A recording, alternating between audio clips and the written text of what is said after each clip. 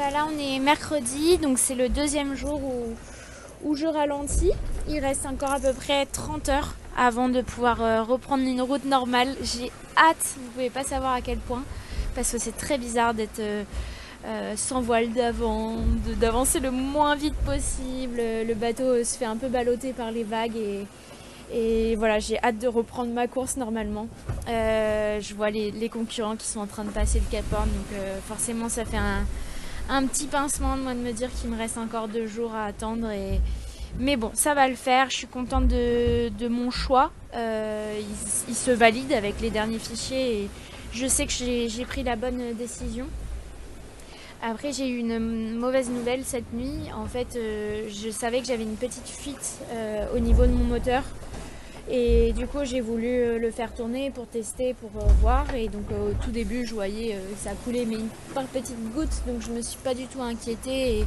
Et voilà, j'ai continué de le laisser tourner. Et en fait, ça a été mon erreur, c'est que je suis revenue trop tard pour checker. Et en fait, quand j'ai voulu éteindre mon moteur, bah la catastrophe. Il y avait de l'huile partout. Il y avait une flaque d'huile en dessous de mon moteur. Et donc j'ai perdu l'huile de mon moteur. Il n'y en a quasiment plus. En plus, il y a eu un mélange avec de l'eau. Donc ça, pour ceux qui connaissent, c'est le joint de culasse qui s'est abîmé et qui a laissé passer de l'eau. Donc voilà, ça veut dire que le moteur la prochaine fois va très probablement caler et tomber en panne définitivement. Et donc ça veut dire qu'il faut que je fasse toute la remontée de l'Atlantique sans moteur. Et le moteur, il me permet donc de faire mes charges de batterie. En fait, il me permet de charger mes batteries s'il n'y a pas assez de vitesse pour recharger avec les hydrogénérateurs ou s'il n'y a pas assez de soleil pour charger avec les panneaux solaires. Et donc c'est une sécurité d'avoir un moteur, et là c'est une sécurité que j'aurais plus. Donc en fait, ce qui est dur, c'est que c'est un grand stress.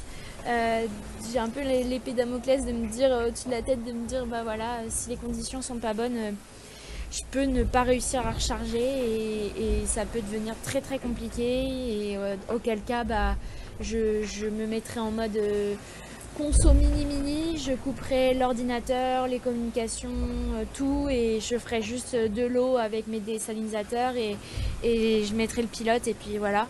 Mais voilà, donc c'est beaucoup de stress. Mon équipe technique me dit que ça le fait, que je peux faire la traversée, la remontée de l'Atlantique avec mes hydros et que ça va le faire. Voilà, j'espère, je veux vraiment les croire et voilà, je vais espérer que ça le fasse. Donc voilà, c'est un coup dur dont j'avais pas forcément besoin, mais je me dis que tout le monde a des galères. Et donc bah moi aussi, j'y échappe pas et c'est comme ça, et il faut que je fasse ma course avec.